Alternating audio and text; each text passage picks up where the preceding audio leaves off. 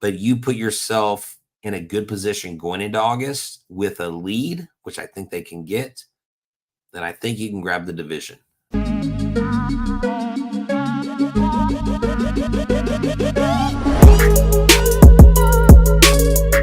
What is going on, everybody? Welcome back to a brand new episode of TheLead Houston, your hot spot of all Houston sports. Astros, Rockets, Texans. You see them right here in front of us. We got a very special guest today, Mr. Htown Wheelhouse, Brett Chansey. Go ahead and let the people know what you're doing here right now, man. Well, Harley, I figured, this is a good time. It was funny when you reached out to me and you said, hey, why don't we get on about, the 24th? And I was like, hey, let's do it. Now, little did we know that the Astros would have one of the most, I think, talked about sweeps to date in their team's history and in Baltimore's history. And look, man, I'm just here to represent Locked On Astros. I'm here to represent back to the bullpen and just all of Houston because, man, this team, we've been looking for it, waiting for it all year. Now, does one series change a season? It very well could be the hinge that we're looking for the door to swing the other direction. Yeah, absolutely. I love the analogy there. I love that. You're right in a 5-game winning streak. Your winners, I believe, 8 of your last 10. I want to say. Right. The Houston Astros they're piping hot right now, and as unexpected as it was to sweep the Orioles, as an Astros fan, and especially for many Astros fans that have been watching this ride since what was the beginning of it in 2015, but really, took its 2015, took a pause. Fun. Everybody says 2017, but really 2015, they really started to prime the pump, Yeah. And, you a lot of Astros fans were EST 2017. So, they've been seeing this ride, this journey for a long time. Right. I don't know if it was just you, but this series felt like the Astros just wanted it more.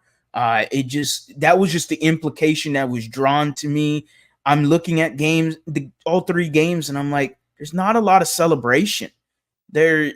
And it's not that they were not having fun. It just seemed like they were determined to take out the Baltimore Orioles no matter what the circumstances were, whether you lose Jake Bloss in, however many innings, due to injury now, to inflammation. You get a hell of a game from Ronel Blanco. You get a whale of a game from Framber Valdez. I mean, what else? This felt like a typical Astros, like, ass whooping is what it felt like. Yeah, I mean, this team has not looked this good in all phases all season long. The only other sweep they had, I think, was Oakland, 4 games, but that was Oakland. I mean, you're supposed to sweep that series, right? And I mean, I was all for a Baltimore series win, and I wasn't on board with the sweep because we couldn't even sweep the likes of the Angels in California. I mean, we had teams backs to the wall who haven't been good, and so I say all that to say that the Astros, what you see today, now looking back, is a culmination of where this team should have been all year had they taken care of their business. And the most important aspect of this, there are 2 things here. Number one, they manufacture runs. Okay. There's the one game, Yanner Diaz, he had 2 sacrificed fly RBIs, right? That's huge. And Kyle Tucker didn't even play. And that's not something a lot of people are focusing on. Kyle Tucker, who's arguably been your best hitter, who was basically on pace with Aaron Judge until he got injured, this guy was one of the few bright spots on this offense. One of the only guys hitting like consistently all season long. And you did it without him. You did it with bringing a rookie back up. You did it with your last game. You put 2 guys out on the mound, back-to-back innings in their major league debuts. Now, granted, you had an 8-1 lead, but this is the Baltimore Orioles. This isn't exactly, last week's story. I mean, have guys like Mike Elias. You have guys in their front office who have built this almost this super team out of young studs. They've gone now. They have a 22 game home run streak. So they hit the ball. They scored the runs in a couple games, but we did hold them to 1 run in the last game, and we only held them to a few in the second game. It was that first game I was at. But man, this team, it looked like they were there, like you said, to take care of business. And yeah, I noticed that there wasn't a ton of celebrating. Like, they were happy, but it wasn't, the jogging around the bases and doing something extra, just being flamboyant. It was like, we are tired of getting kicked in the teeth. Mhm. And that's where I think this team ultimately finds itself. And I think a lot of it has to do sometimes when you shed dead weight, there's a burden lifted off the club and a cloud lifted. You hate to say that about once great Jose Abreu, but I really think his absence has been an addition for this team. Yeah, I was actually going to ask you about that. How much do you think there is a burden lifted? And it sounds, it's upsetting to say because there's so much respect when it comes to Jose Abreu, not only here in Houston. This is just amongst MLB nationally. They have respect for Jose Abreu. It's almost synonymous to Yuli Gurriel and the respect he has across the MLB. Like, people respect Jose Abreu, and I know, as fans, it's tough to get behind what the players are talking about when it comes to Jose Abreu, because when you're watching Jose Abreu and he at one point is batting lower than his jersey number with a 0 in front of it, I mean, it was absolutely horrifying to watch. And it's like nails on a chalkboard every time he was at bat. And now, you notice the brief little stint when he went down and to Florida and had his little stint there and they said, Jeff Bagwell, you go down there with him. and you saw the brief stint where the Astros kind of ran off a few W's there. Yeah. And then he comes right back and it kind of feels like the dark cloud is back again. And it sucks to say that because it's not him. It does, because it's not the same, but the only personal analogy I can think of is when you're growing up and you're playing baseball and you have those 1 or 2 kids on the team that, hey, they're your buddies, they're your friends, but they really have no business playing baseball. They should have stuck with whatever they played or did, the chess champion, the guys like that weren't really the athletes. But man, there was always that tough situation where, well, they've got to get in at bat this game, or, and then you got to put them in a key moment, and they just talk about kill a rally. I mean, very, very few times that I see that kid ever, get a bloop single and score a run. And, looking back on it, I always felt so bad for the kid, like after the game, like, oh man, that was a terrible situation for him to be in. And, but, and I mean, obviously, that's not Jose Abreu. Jose Abreu, you could easily make the argument that had he come into the league younger, much like I feel like Yuli Gurriel, you're talking about a guy that could have had a Hall of Fame career. I don't know that he did it long enough for him to get Hall of Fame consideration. He may, because of the 4 or 5 years that he did really, really well. I mean, he's got some of the better numbers than just about anybody at first base. But yeah, man, I think when this club is searching for itself, I think they kind of lost their identity a little bit when it came to losing Maldonado in the clubhouse. I was talking about this with a friend, and he's like, "Oh, they're grown men and they're baseball players. They should never do that." I'm like, "Yeah, but you know what? They are family, and they are very. I mean, think about the time you spend with those guys day in and day out from basically February through October, November, as this team has." And Bregman said it. His absence has been felt this year. So not only that, you had the injury. So you've had the new manager. I mean, you have everything is kind of compounded. And I think Abreu just, for some reason, he brought out that negative energy. And it wasn't intentional.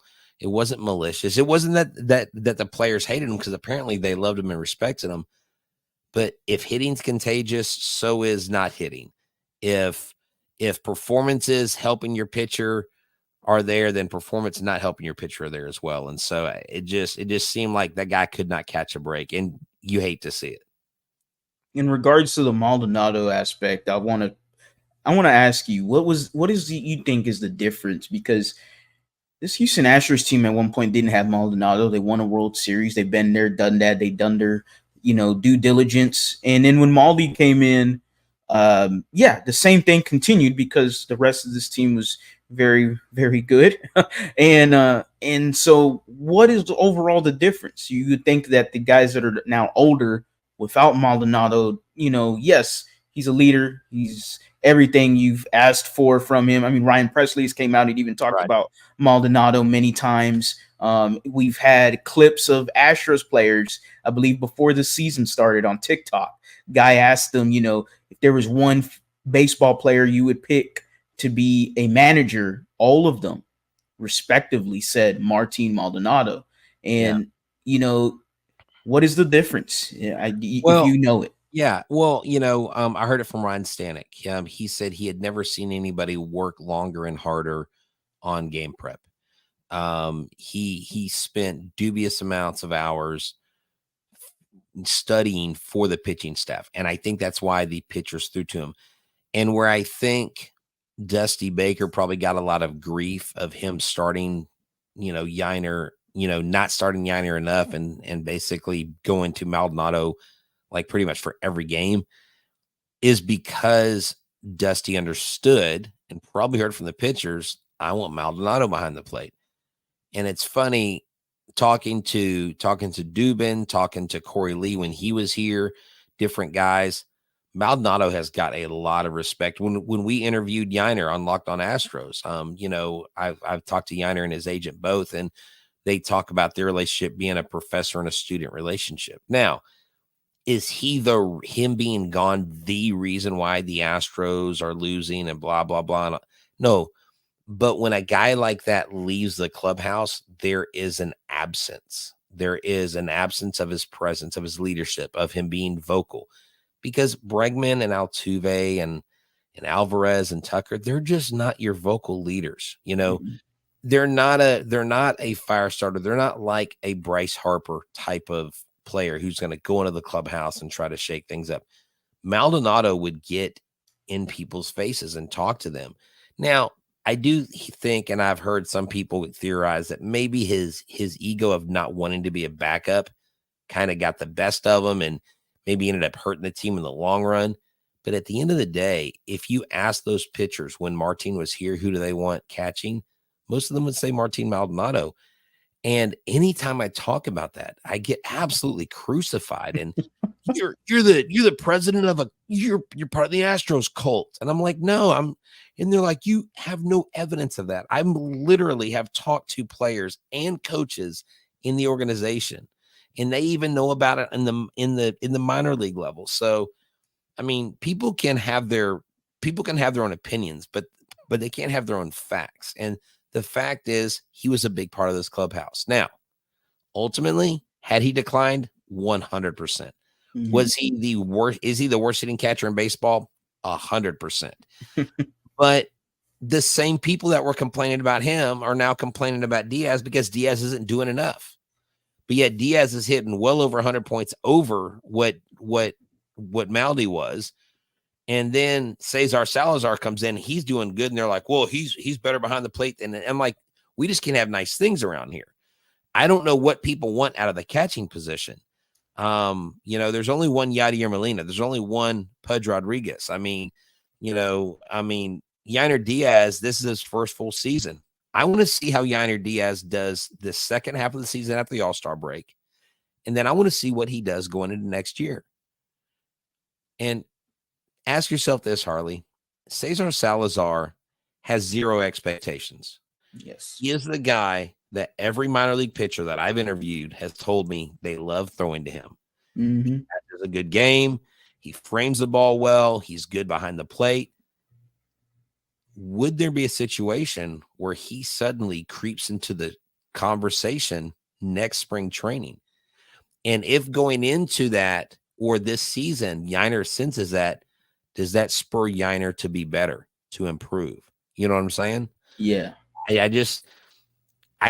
never thought I would say that. I thought Cesar is your perpetual backup catcher, but maybe he's more than that. And right now it's a good thing because Caratini's out, so he's filling a void big time.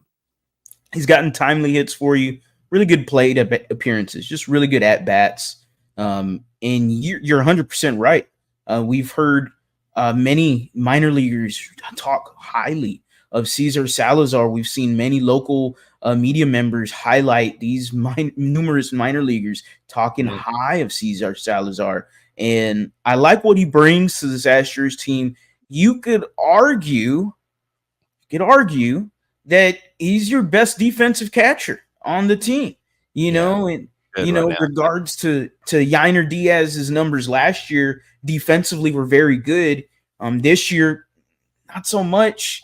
He's really dropped off, and I don't know if mentally there is maybe an overwhelming nature. Look, baseball is hard, but in this was tough for me, Harley, and you can speak to this because where times I want to be critical of players, right, of the performance I expect, I have no idea how to gauge it from a personal mindset between the ears, what's going on up there. Yeah. Last year, it was a lot easier, I think, because there was no pressure because he clearly was the backup. Now you are the guy. Now you are expected. And if you don't perform, it's what have you done for me lately? Oh, wow, you're not doing well behind the plate. You're not throwing people out behind the plate. And so he's hearing that so he's having to deal with stuff that he hadn't had to deal with. So, I mean, I think for him, it's mental. I really do. There's no way you decline physically in the age he's in his 20s. Do you see that? Do you think it's maybe a mental struggle more than anything right now for him? Yeah, I can absolutely agree with that. And I also agree to your first point. I think you should just give him time. I think a conclusion here is fans are going to fan. Fan is short for fanatic. That's true. And, and that's just how it is. Like you're never going to satisfy everyone. And that's just how it's going to be with Yainer Diaz. I have the utmost confidence from what I saw last year, a guy in the minors that consistently got better behind the plate. That is something that he struggled in the minors and consistently got better because there was a lot of talks that they could move him to first base. And now I'm hearing the chitter chatter again about moving him to first base because he's not performing well defensively as a catcher. And it's like, I just don't agree with that. I mean, again, this is only his first full year. We can slow it down a little bit. Let's calm down. Let's put the brakes on. And let's just see what Yainer Diaz can do in a whole year as your starting catcher. Then we can process it next year. And even next year, I'm not willing or, even hesitant to change him at catcher unless, he just has the same defensive numbers that we're seeing right now. And maybe he's just an offensive catcher. That's a lot of today's catchers in MLB today. They're just offensive guys, Very rare you have that perfect balance of the guys you mentioned, Buster Posey, Yadier Molina, Pudge Rodriguez. You don't find many catchers like that anymore. So yeah, I could agree. It could be a lot mental going on with him. Is that an answer? I have no clue, but I think the conclusion is fans are going to fan. That's true. No, that's true. And that's something I've learned navigating this, being on Locked On for 5 years and now, with Mike, and I'm actually learning a ton from Mike. Goes back to the bullpen. This guy has 19 years experience in the majors, and he knows. I would beg to say that his knowledge of hitters might rival his knowledge of pitchers, just because that's what a good pitcher does. I mean, I don't know if you know this. Mike Stanton has the second most appearances all time by a pitcher. He's only second to Jesse Orosco. And then he also has the most holds in Major League history. Wow. And so, yeah, Mike has got a ton of experience, and I've learned a lot from him listening to him. And so it's kind of helped me temper my my frustration. And I think that people appreciate that. But man, sometimes you just watch this team and you're like, what are y'all doing? What is going on? But not this weekend, man. This weekend felt good. Felt good to watch baseball for a whole weekend. And it's at home. It's at home. Someone goes, did they fix the batter's eye? I'm like, no, they fixed their head. They fixed their brain. It was all mental. Had nothing to do with the freaking batter's eye. It was all up here. I mean, I said it last year.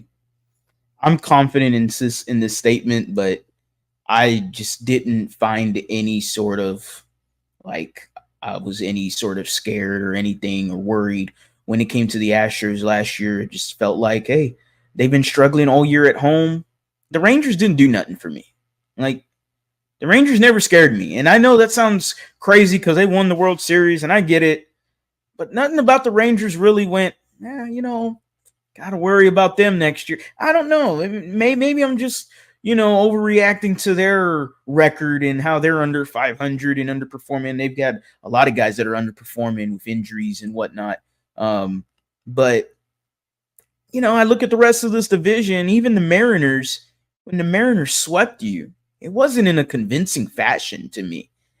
Yes, they're pitching. Hey, hands down, 1 through 5, they're maybe the best in baseball. I mean, my goodness, they have some elite starting pitching.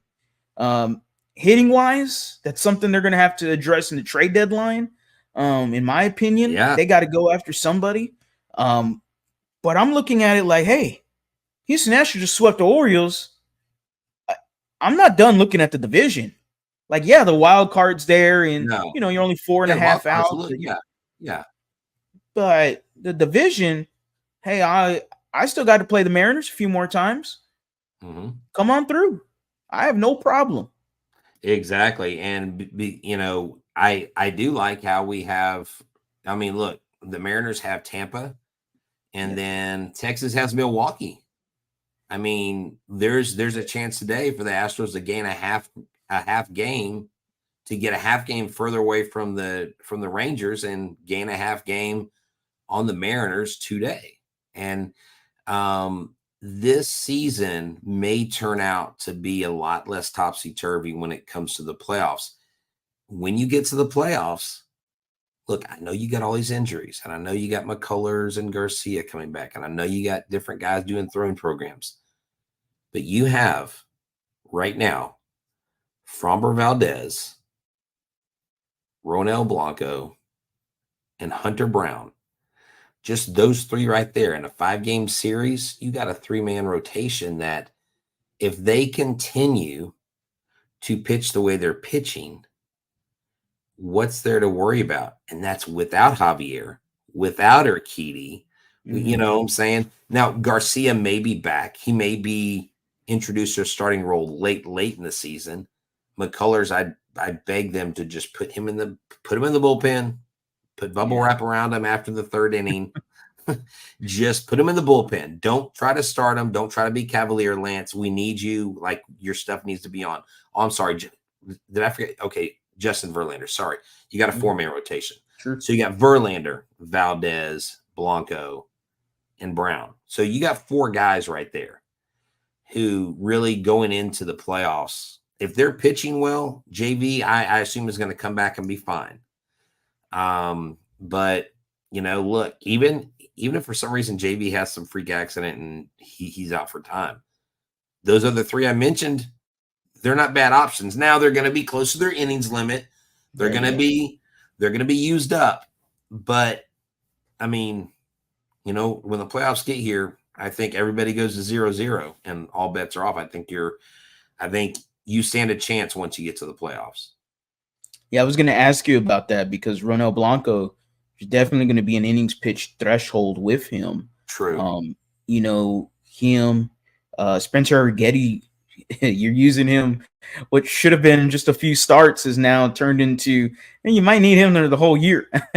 And he's performed well despite his last 2 starts ago where he got absolutely thrashed. But overall, Urquidy has been solid. Jake Bloss did leave a game, inflammation in his shoulder, if I'm correct, or elbow, yes. if I'm correct. Yeah. Inflammation in his shoulder, and he'll start throwing. Yesterday was 5 days. He'll start throwing 4 days from now if we're talking on Monday. So he should start throwing on Thursday. That Thursday is their off day, so he'll probably travel with the team, I would think. Well, he may stay here. He may not travel. He may stay here and just throw at Minute Maid Park. That might be smart because I'm hearing that Sean Dubin will be tabbed as one of the starters when they get to New York. And Dubin's my guy, man. I've been following him since he got here, since he got to AAA. And he's another guy that last year he pitched against the Rangers in Arlington and did a fine job. And if he's got to make a couple spot starts, like if he's hitting his spots and if he's keeping it together on the mound, Sean Dubin's not a bad person. You're going to need a 6-man rotation at some point. And whenever JV comes back, you're going to need one of these other guys to step up. So I think Dubin is that next guy up. The only other guy I think they would ever tab is Blue Ball, AJ Blue Ball. He just won Pitcher of the Week for the PCL. Astros player development X account announced. So he got Player of the Week. And that dude's a tall, lanky kid. Hunter. Yeah, Forrest Whitley. I almost said Hunter Whitley. Forrest Whitley came off the IL, so he's pitching again. So look, I mean, you got some guys that could be populating the major leagues. You'll have some up and down movement, but it's going to be interesting to see what they do after the All-Star break. It is we're talking about some of the bullpen stuff and the pitching. Bullpen's been a little bit of a rocky course. Overall, though, Josh Hader's really became nails. G's just doing what Josh Hader normally does, what you paid him for. Brian Abreu is always solid, consistent, doing his thing. Presley recently now has been absolutely back to doing Ryan Presley things just now in the 8th inning. So I got 3 guys right there. Tanner Scott has been absolutely amazing. I mean, wow. Yeah. What an awesome find. The Houston Astros always find – it just seemed like they find some rinky-dink pitcher that had like an 8 ERA last year. And they bring him on. And they've been doing this consistently since 2015, if we're being absolutely honest. Exactly. It has been magnificent to watch. We got to see a little bit of Brian King and Luis Contreras in that last Orioles game. Brian King had a lot of fans going, and it made me bookmark Brian King. Okay, you know what? We'll keep another eye on this Brian King. It was very impressive to see Gunnar Henderson just stop, stare up. Yep. Walk right on out. Like, yep, no, not touching that. Brian King looked interesting. And if one of those 2 guys works for you, and hell, I'll throw Forrest Whitley if he comes back and works for you in a bullpen role, and you can have legitimately 4 bullpen guys for you, and one of them in Whitley being a long reliever-ish. I don't know if they still want to do that with him. Right. But the option is there. Mm-hmm. That only helps your bullpen, I would think, for the long run. It just feels like, I don't know, it feels like they need another bullpen guy, and it sounds a little crazy considering they have 4 right now. You could add a 5th one maybe in Brian King. Who knows?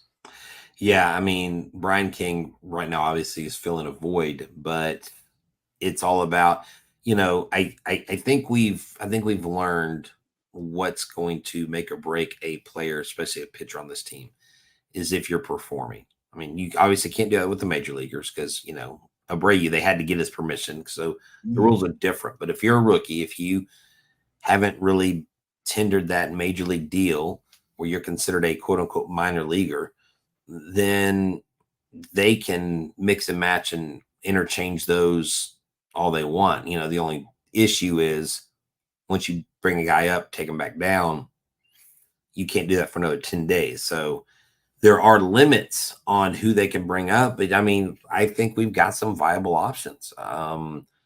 And I think the Astros may have less to worry about than what people, I think, feel they do. Now, it obviously hurts having most of your starting rotation on the IL. That's true. That's definitely difficult. But look, Scott and Ronel Blanco are my 2 all-star selections. For if we get 2 pitcher selections, which I doubt we will. The year that Ryan Stanek set the major league, the Astros club record for ERA by a relief pitcher in a season with 1.15. he got snubbed that year. He didn't go to the All-Star game. So Scott's he's having a good year. He's not having as good a year as Stanek was, but he's still pretty dang good. Mm-hmm. Who knows? Maybe he gets an All-Star nod. But man, if Ronel Blanco does not get an All-Star nod, I'll be shocked. Me too. Because I think he's top 5 for the Cy Young candidacy right now. No one's mentioning his name in the Cy Young Award. I just think he is. I mean, you can't deny what he's doing this year. And I talked to him all off season, Harley, and he's a good guy, hard worker, like down to earth. It just has his head on right. Just there's no ego, there's no agenda. He wants to be a part of the team. He wants to win. And that's what I think helps Ronel Blanco is he's a humble guy. He's a man of faith, and he just goes out and does his work. So, and it's proven to be his calling card this year. He's been fantastic. Someone where I've talked about on Bleacher Report, talking Astros there, and Ronel Blanco was a guy in training camp that I was like, man, I got a hot take. I think Ronel Blanco sticks on the starting 5 pitching rotation. Had a good feeling. He looked phenomenal in spring camp, and he looked so good. I was like, man, the Houston Astros have done this continuously. Framber Valdez, Jose Urquidy, Luis Garcia, Hunter Brown, all of those pitchers were like year after year after year after year. Like, you found someone new to come into this rotation. Ronel Blanco is just the latest of this spur of starting pitchers that the Astros continuously find. Last year was JP France, and now it's Ronel Blanco, who is just absolutely cooking. Now, I did not expect him to be at a Cy Young level. Nobody did. Right. ESPN came out with an article. I'm glad you mentioned. You assume that he should be at least in the conversation for Cy Young, top 5. ESPN at top 10 pitchers. Ronel Blanco not on the list. You're really, yeah, not on the list. Well, I want to go to that's typical big media for you outside of Houston. I mean, and of course, anytime you ask them if that's a case, they're like, oh no, that's not the case at all. And I'm like, it just sure feels that way. I think if Ronel Blanco was a Dodger or a Yankee or a Cub, I think, or even an Angel at that matter, he would be up there. I mean, for whatever reason, and maybe some of it has to do with recency bias of the team not doing well.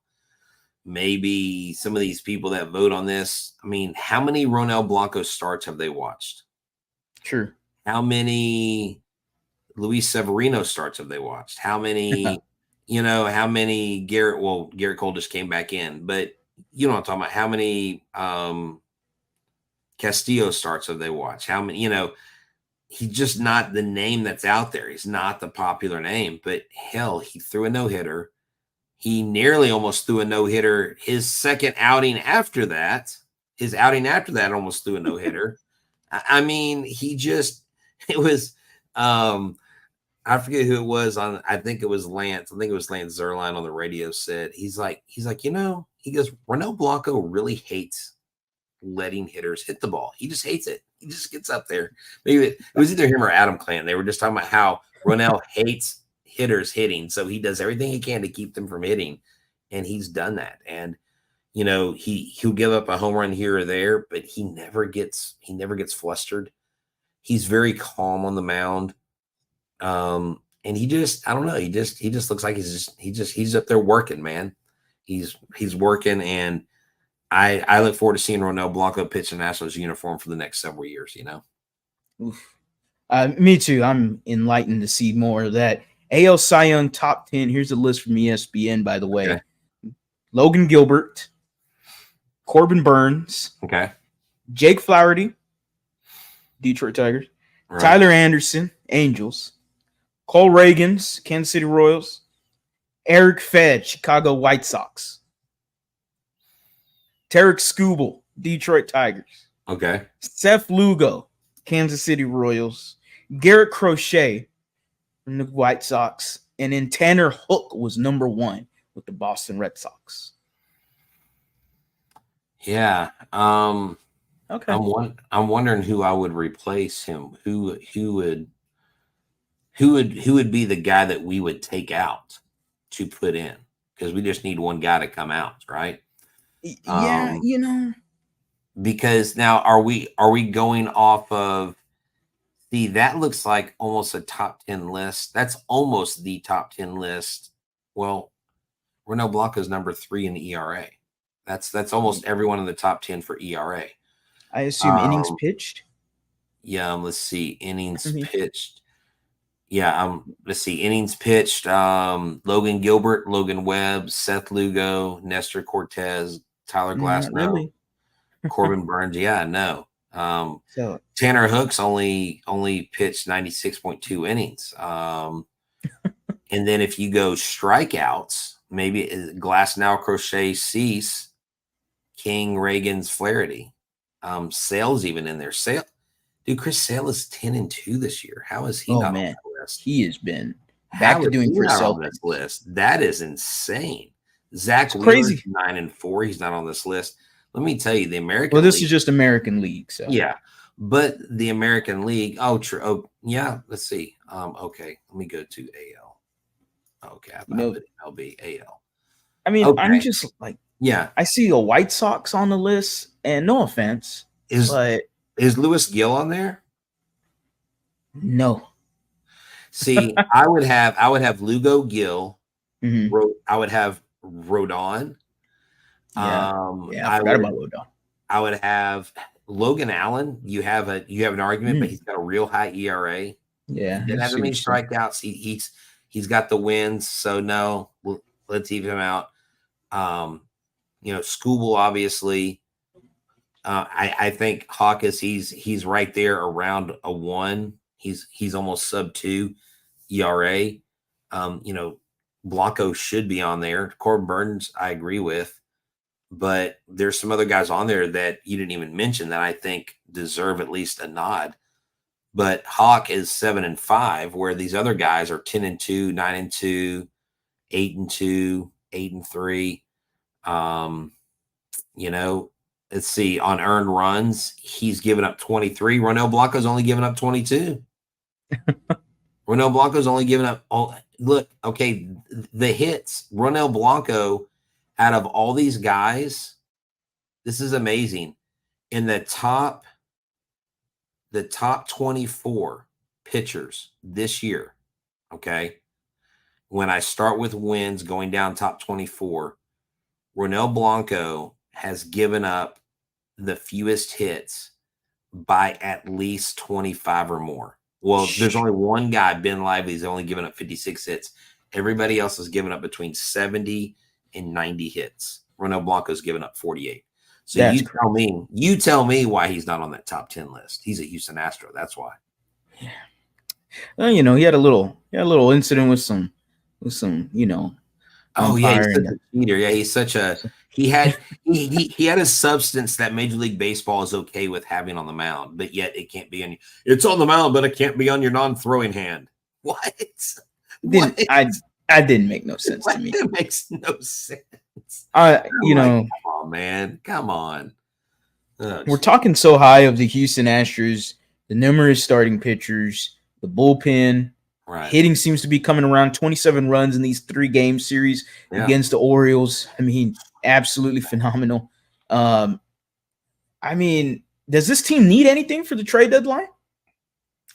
Well, I just think for if you're concerned, because we don't know, we haven't heard about Justin Verlander. I mean, I've noticed that we haven't heard anything. Sometimes no news is good news, right? But sometimes no news means they haven't figured it out.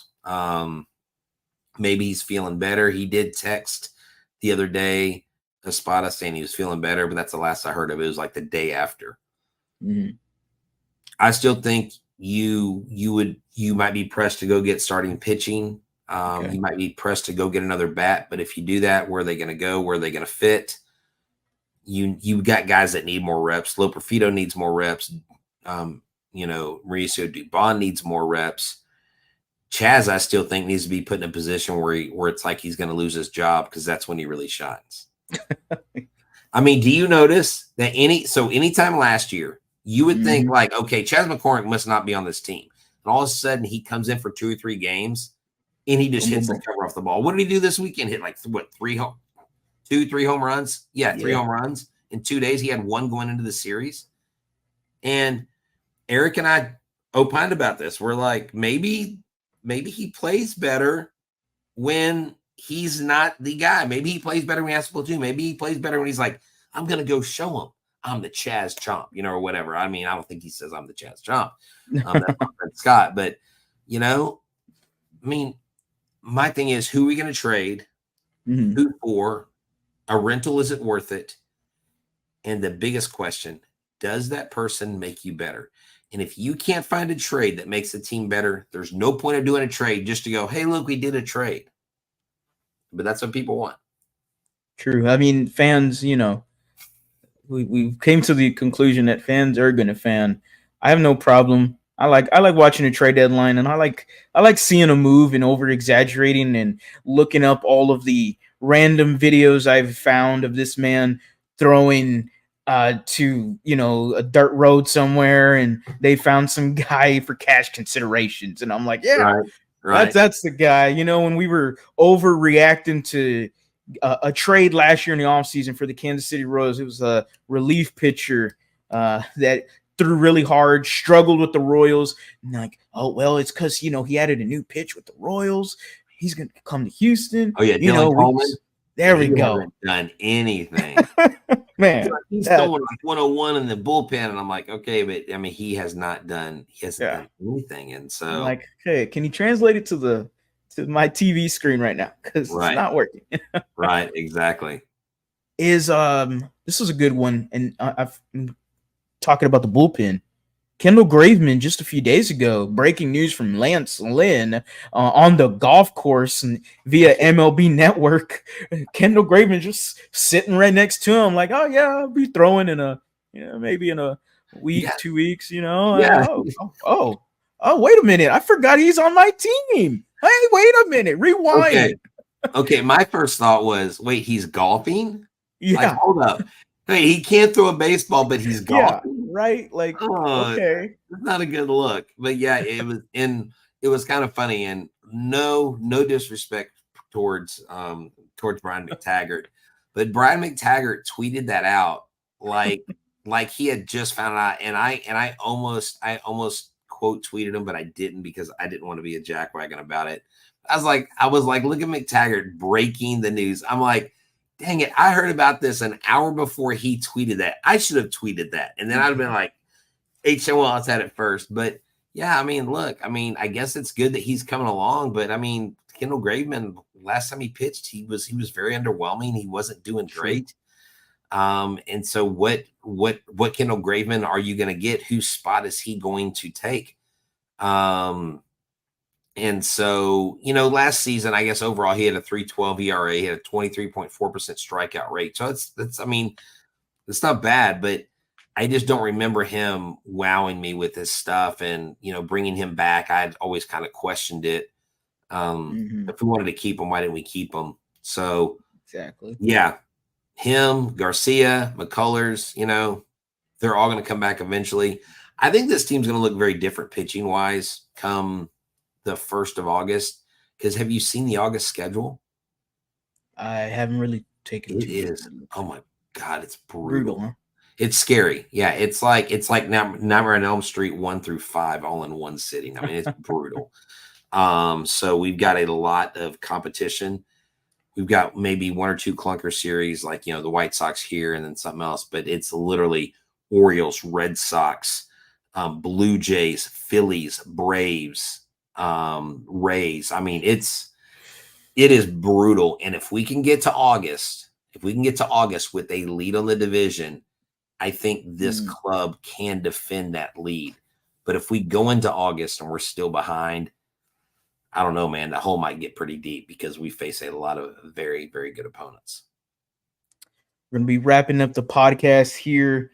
If you're still watching, guys, make sure you are smashing that like button. Drop a comment down below. Let me know how y'all feeling about your Houston Astros. One of your last questions, You're kind of implying it right now with the August schedule. I asked it to Josh. He gave me a hot take. I wasn't expecting a hot take from Josh on Apollo. Are the Houston Astros still a playoff team? Yes, they are. They are. I think this weekend shows you who they are. Now, how they get there and what it looks like, I can't tell you. Mm-hmm. Does that mean wild card? I don't know. Does that mean division winner? The thing I think we have going for us is the law of averages, and that at some point Seattle's going to have to cool off for about a 15 to 20 game span. And if they do, the Astros have to be firing at that time. Because remember last year, it seemed like every time the Astros won, the Rangers would win. Every time the Astros would lose, the Rangers would win. And then, it was a whole, what we needed to happen for us. It would be, so we need to be on that and go scoreboard watch. Hey, look, they just lost our second game in a row. We got to win our seventh game in a row tonight. We got to do. But you put yourself in a good position going into August with a lead, which I think they can get, then I think you can grab the division.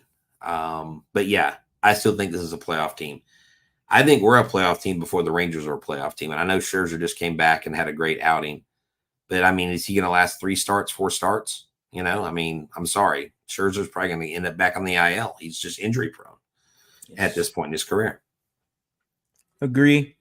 Paulo, Josh, said that, we'll be in the playoffs. Then he dropped a hot take, and I was like, whoa. He said the Houston Astros will find their way back to the World Series.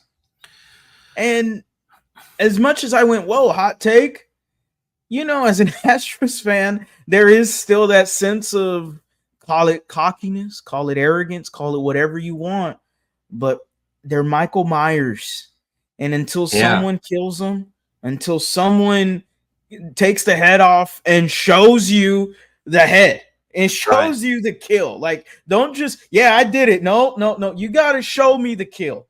You got to show it to everyone and show that the Houston Astros are done for good. Ben Verlander has continuously on his podcast with Curry. Her last name's Curry. Alex Curry. There we go. Alex Curry. Great content they drop, by the way. He continuously, maybe there's a little bias because Justin Verlander's here, who knows? But he continuously has said throughout the whole year he has had the backs of the Houston Astros because he does not believe they are finished this year. And I 110% agree with it. No, yeah. Look, once you get in the playoffs, anything can happen. I don't care if you go in as a wild card or not. In 19 and 21, they proved that. The Braves proved against us, and the freaking Nationals proved against us. And nobody, and I remind you, every time I talk about this, even the Locked On Braves host had the Astros in 5 that year. Nobody in their right mind picked. The only people that picked the Astros over the Braves, or the Braves over the Astros, were people that just hated the Astros. Mm-hmm. The Braves' own beat writers were like, it's going to be a tough series. The Astros, you put us in the playoffs, I believe that we have the tools to make it back. And it would be very Yankee-esque for them to be this good and to collapse in the playoffs. We've seen the Dodgers do it on the National League side. Heck, the Philadelphia Phillies were supposed to win the World Series last year. True. And the Diamondbacks beat them. And I was like, if we would have been in that World Series, there's no way the Diamondbacks beat the Astros at all. No. There's no way. So, yeah. So, you know what?